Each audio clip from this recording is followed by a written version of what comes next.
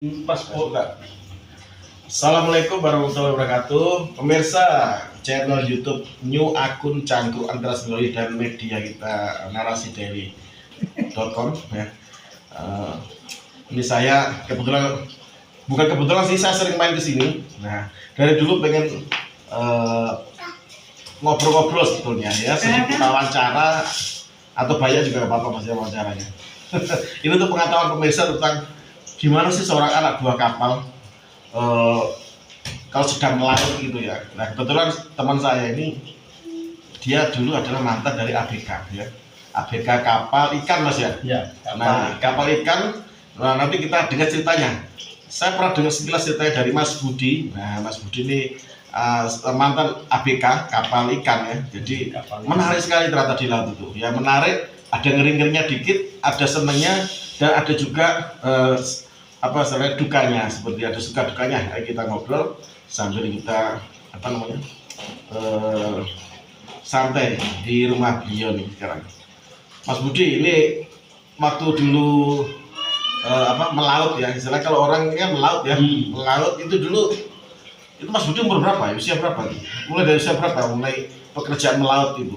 Ya kurang lebih kalau dari sekarang ya 7 tahun yang lalu.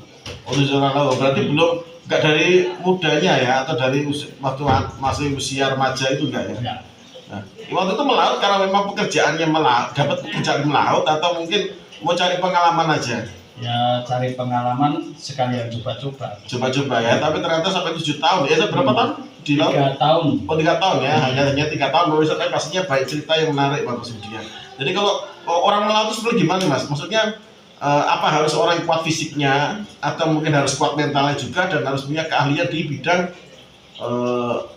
kelautan? Maksudnya bukan kelautan dalam porsi ilmu pengetahuannya ya, maksudnya ahli dalam bidang kalau di laut ini bagianku kelasi, bagianku bagian nangkap ikan ya, harus di situ keahliannya atau gimana Mas? Apa belajar sambil jalan gitu di laut itu? Ya kalau aku alhamdulillah nggak belajar tapi langsung bisa. Oh, langsung bisa ya. Kali lihat taktik teman-teman caranya gini dikasih teori gitu udah nangkep. Mas Budi itu bagian apa di laut itu? Ya kalau aku kan istilahnya kayak ABK yang paling golongan rendah. Jadi ya istilahnya, tapi kalau di laut itu nggak golongan rendah, nggak golongan atas, kerjanya sama. Kerja sama ya. Cuma perbedaan. Wewenangnya. Wewenangnya beda-beda. Nah, wewenangnya beda-beda. Itu minimal kalau di laut berapa bulan Mas? Kalau aku kemarin yang terakhir ikut waktu ke Papua itu 7 bulan. Oh, lama juga ya. Dan 7 bulan hanya bersandar di tempat-tempat tertentu aja ya. Istilahnya bersandar istilahnya untuk ngisi bahan bakar, ngisi perbekalan gitu ya, minyak atau dan lain-lainnya. Nah, waktu di laut tuh Mas, ini kan laut itu kan tempatnya seperti itu. Sehari-hari di laut, masuk angin nggak Mas? Ya kadang-kadang namanya manusia itu ya sakit juga ya, kadang masuk angin ya sakit, itu lumrah istilahnya manusiawi Ya, tapi akhirnya menter ya, menter itu bahasa Jawa, kalau bahasa Indonesia nya udah kebal itu ya. Kebal karena kena angin laut. Awal-awal itu pastinya agak kurang, harus bisa menyesuaikan dulu Mas ya. Kan kena angin laut ya. Orang kita aja nyebrang. Saya itu kan dulu perantauan dinas di Bali pemirsa. Waktu di Bali kan setiap minggu pulang. Nah kita hanya penyeberangan Gilimanuk ke Ketapang aja, pas kapal oleng, pas ada angin besar kita agak ngeri. Belum lagi anginnya kayak gitu, seperti rasanya kayak agak pusing dikit ya kalau kita agak terbiasa. Apalagi Mas Budi berbulan-bulan ya di laut ya. Kalau aku selama ikut melaut, alhamdulillah tidak pernah mabuk. Nggak pernah mabuk ya.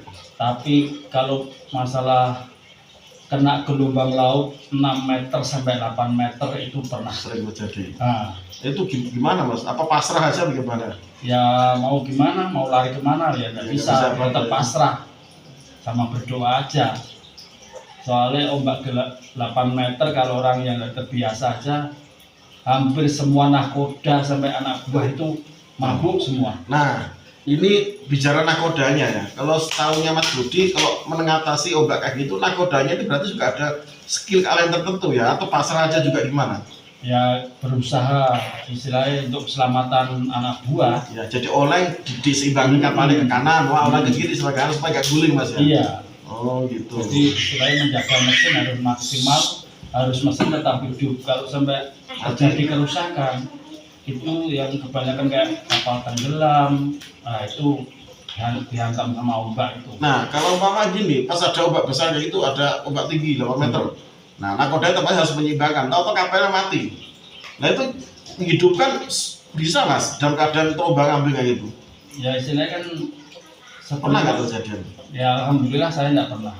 Soalnya kan sebelum ada gelombang tinggi, biasanya sudah ada kontak dari darat.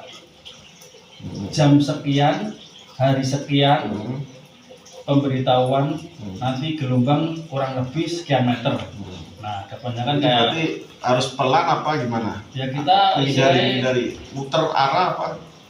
Sebelum ombak itu datang, kita harus cepat-cepat cari pelabuhan yang paling terdekat atau pulau yang paling terdekat. Iya. Jadi untuk keselamatan. Jadi harus tahu perkiraannya nyampe pulau itu jam sekian supaya nggak terkena ombak gitu ya. Maksudnya ngelimpe lah supaya lewat jalur lain lah itu ya. Tapi kadang-kadang menurut prediksi kita paling datang nanti siang. Tahu-tahu pagi itu ombak udah datang. Itu pernah waktu ombak 8 meter itu terombang-ambing cuma jalan 30 mil 30 mil itu satu hari satu malam. Satu hari satu malam. Nah, itu 30 mil kalau ibarat di darat ini ya 30 kilo. Nah, ibaratnya itu 2 hari. Pernah nggak mas di Rijau itu ada seperti kayak angin lesus itu yang tengah laut itu, atau mungkin palung laut yang muter airnya ke dalam gitu mas, pernah nggak menemuin kayak gitu? Apa sudah tahu kan palung laut itu kan nggak bisa diprediksi ya, kadang-kadang muncul, kadang-kadang nggak gitu, atau mungkin sudah bisa diprediksi ada titik-titik tertentu menurut petanya laut itu jangan lewat sini, ada palung laut, atau mungkin apa namanya ada tempat-tempat yang nggak boleh dilewatin gitu. Kalau di laut itu memang luas. Tapi kalau istilahnya, kalau bahasa orang kapal tuh dipandom, itu udah ada jalurnya masing-masing. Jadi misalnya jalur yang terlarang seperti kayak pusaran air tadi, itu kita nggak boleh lewat.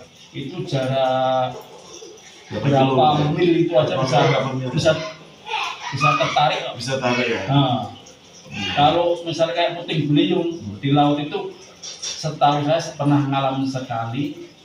Air laut itu sampai naik ke atas berapa meter saya enggak. Tapi nggak sampai ke kapal, nggak sampai dekat kapal ya? Ya enggak, cuma gelombang imbasnya Ya. kapal sampai muter, cuma kan kita enggak terasa. Jadi misalnya jangkar awal mulanya ke barat, tahu-tahu kita kapal bisa madep ke timur. Nah, tahunnya kayak gitu. Oh gitu ya. Terus ini mengenai hal mistis. Nah orang Jawa itu kalau nggak berbicara hal mistis, hal goib kan nggak asik ya. Nah, pastinya di laut itu kan ada hal-hal mistis pastinya. Pernah nemuin apa mas di laut? Apalagi laut tempatnya tempat buang jin, buang pusaka yang nggak kepake, dan tempatnya memang tempatnya jin-jin juga ya di laut itu. Itu ada hal mistis yang pernah dialami seperti apa mas? Kalau aku alhamdulillah belum pernah ngalamin. Cuma teman-teman yang pernah ikut sekapal sama aku pernah ngalamin itu mancing ikan tapi dapat samurai. Oh, samurai. Nah, itu terus pengalaman yang lagi. Dibawa? Ya dibawa naik.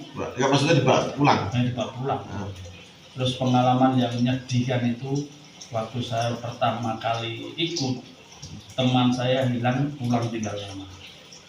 Oh, yang Mas Budi bilang waktu itu sempat pamitan sama orang rumah, padahal orangnya di laut ya? Padahal orangnya masih di laut, tapi arwahnya sudah di rumah? Sudah pulang ke rumah. Dan itu saksinya ada keluarganya sendiri? Semua. Antara teman sama kakak sama ibunya. Oh, disamperin sama almarhum itu ya? Iya. Namanya siapa mas? Namanya mungkin ada yang melihat ini keluarganya, apa namanya? Nah itulah kebesaran Allah ya. Jadi orang di laut matinya cuma mati syahid ya, cari uang, cari kerja, cari rezeki, ya, meninggalkan warga. Tapi Allah tidak sampai begitu dia meninggal di laut tetap masih bisa pamitan ke keluarganya ya. Kalau namanya saya lupa. Tapi yang jelas itu dia orang Juwana. Juwana itu daerah Jawa Tengah, pemirsa, dekat Kota Pati yang sekarang lagi ribut itu. Lagi viral Kota Pati, Juwana. Juwana itu juga memang tempat besar dari kapal-kapal ya, kapal-kapal dari beberapa daerah untuk biasanya ikan, kapal ikan ya. Oh, jadi pulang itu ya. Begitu gimana Mas? Akhirnya ketemu nggak jenazahnya di laut itu? Nah, Sampai sekarang nggak ketemu ya? Nah, jadi pulang dengan nama istilahnya kayak kapten itu dan hubungin ke darat minta kontak kalau ada menemuin ini dan jadi tidak ketemu. Jadi, tapi ya terus misalnya menurut logika akal sehat tuh kalau dia udah diminta sama penunggu laut dia nggak muncul.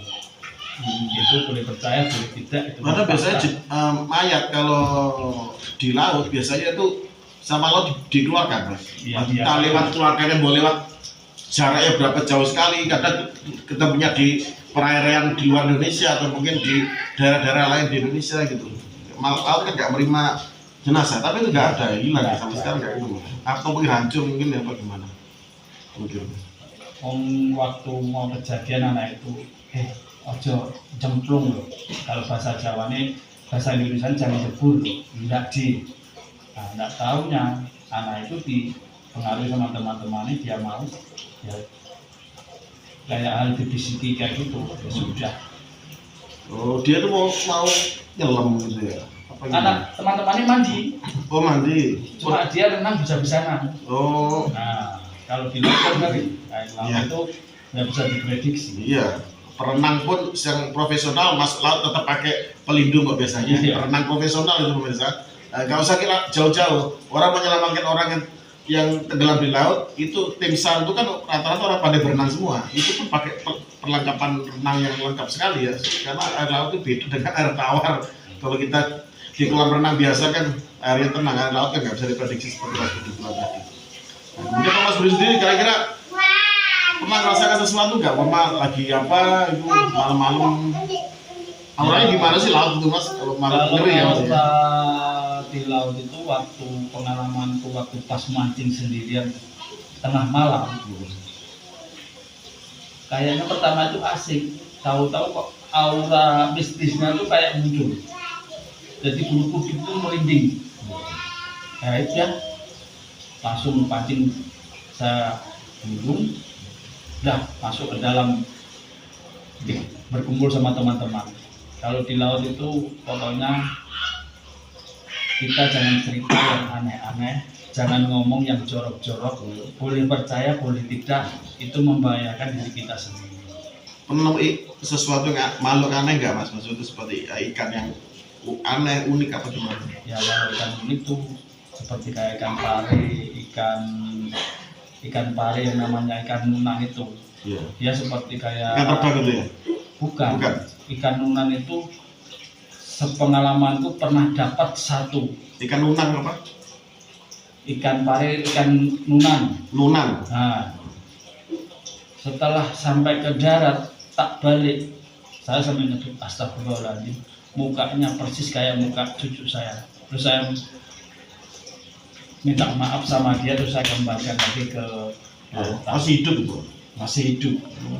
Sampai saya diomelin sama adik saya sendiri. Oh, kamu belum tahu ya. Kalau ikan itu mungkin nggak boleh dibawa, diambil ya.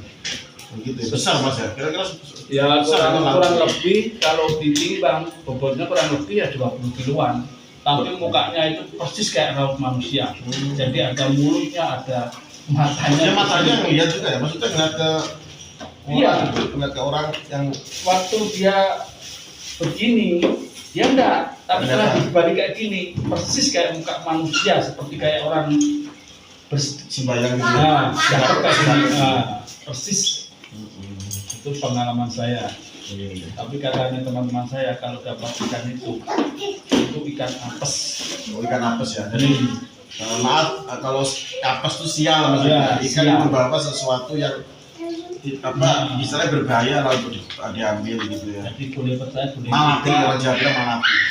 Istilahnya boleh percaya boleh tidak. Kalau di lautan itu ya kayak gitu. Wong saya aja dan percaya ada ikan terbang seperti di Ilusian itu. Ilusian, ya, Nah, ilusian. itu di laut ada. Ada ya, terbangnya nggak tinggi mas ya? Ya lumayan tinggi kalau dia Berapa meteran kira-kira? ya kalau 4 meter ada kalau dia tinggi ya? nah, kalau dia sudah terdesak dikejar sama musuh, Iya. nah dia terbang Lompat jauh ya? jauh. Oh. Lompat pun kurang lebih kalau misalnya Sama itu lumba-lumba itu tinggi mana lompatnya? oh tinggi itu. Oh. Itu bisa sampai naik ke kapal kok. Oh. Kalau lumba-lumba nggak sampai naik ke kapal. Tapi itu bisa dimakan ya mas? Ikan terbang itu? Kalau itu sebenarnya nggak bisa dimakan. Kalau itu makanan kesukaan ikan lumba-lumba. Oh. Jadi Pernah nggak diselamatkan sama ikan-ikan itu? Maksud dikasih petunjuk. Biasanya ikan lumba-lumba misalnya suka kasih petunjuk gitu ya. Sama ada sesuatu apa itu kejadian itu pernah? kalau selama aku ya alhamdulillah kan nggak pernah. Masalahnya kan istilahnya kita sebelum berangkat pun berdoa selamatan untuk selamat. Nah, oke pemirsa, kita lanjutkan kembali, tadi sempat dipotong ya, tidak ada error di kameranya itu. Nah, jadi gini Mas Budi tadi apa namanya, ada nggak kayak petunjuk dari makhluk yang di laut ya, ikan pastinya ya, Bomal ada sesuatu ngasih tanda apa, ada nggak kayak gitu ya? Biasanya ikan lumba-lumba yang sering kayak gitu ya. Kalau setahu biasanya kalau pengalamanku waktu itu biasanya tuh malah ikan hiu tutul itu yang ngasih. Iya Pak Tutul. Nah, Oh, itu tapi saat muncul itu ada. sering. Oh, sering muncul ya. Nah, itu kadang-kadang dia mengikuti kapal kita. Oh. Kalau katanya orang Jawa itu umbai nyedai kapal awake dhewe. Jadi istilahnya penunggu Baik. laut itu tadi mendekati kapal kita mau mendapat rezeki. Tapi yang memang nyata setelah jarak 3 hari maksimal habis didekatin itu kita akan mendapat hasil yang berlimpah itu tadi. Setelah didekati hiu laut, hiu tutul. Nah, jadi kita istilahnya terus misalnya kalau orang Jawa, Bah, kita dapat dikasih rezeki yang berlimpah. Jadi boleh percaya, boleh tidak. Padahal kalau dibilang dia ikan kok bicara, tapi boleh percaya, boleh tidak, itu fakta. Nah, ya istilahnya rezeki dari Allah dilewatkan petunjuknya lewat ikan hiu tutul tadi ya. Oh, ikan paus-paus gitu? Ya, Nggak pernah ketemu ya. Maksudnya paus yang paling besar itu. ya itu tadi Tapi ada ya? ada.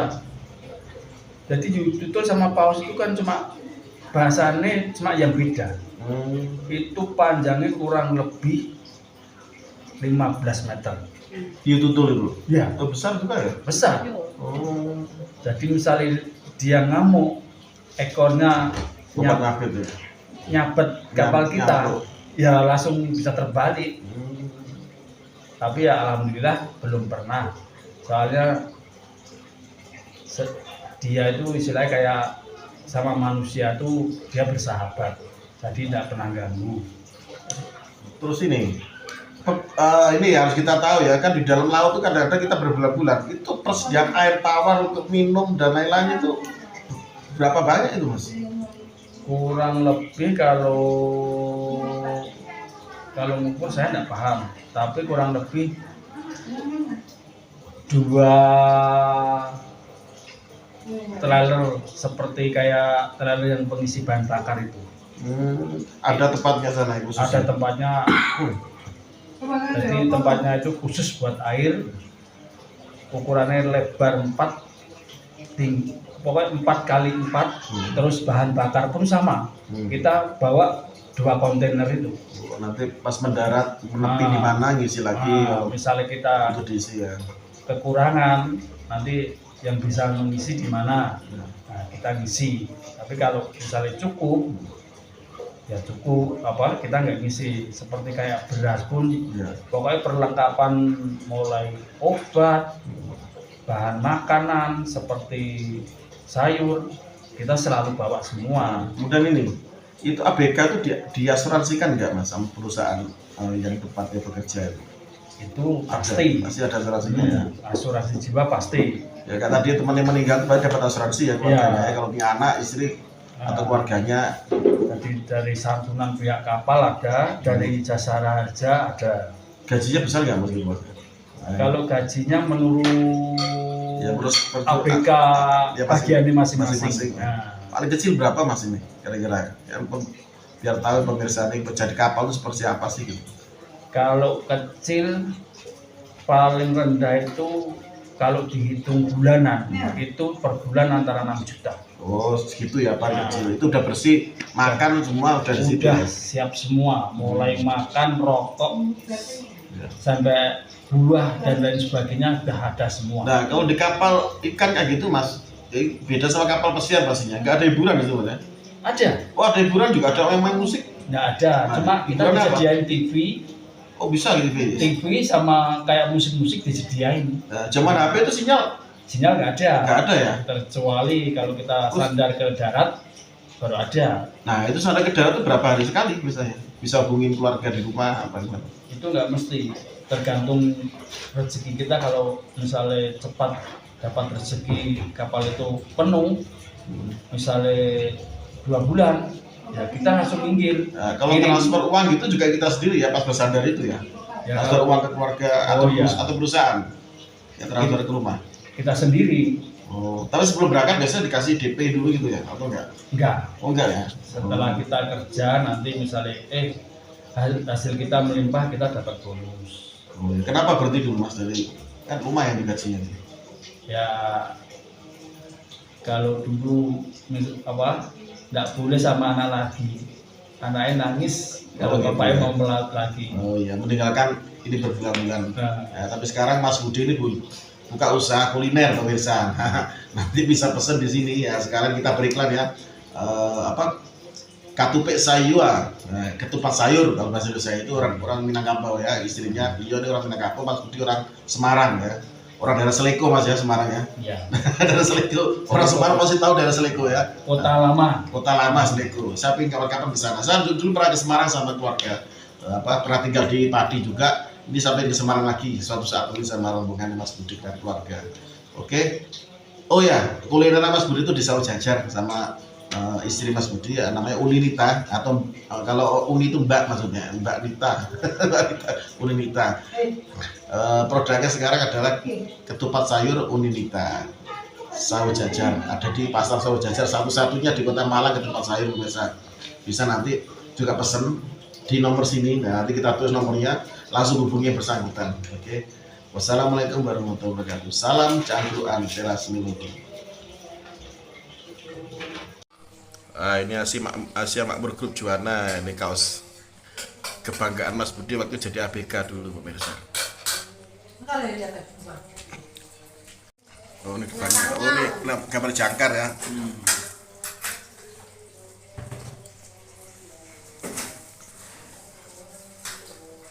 Nah pemirsa, ini kaosnya Mas Budi yang lain. Kan tadi kaos dari grup kapalnya Asia Makmur Grup.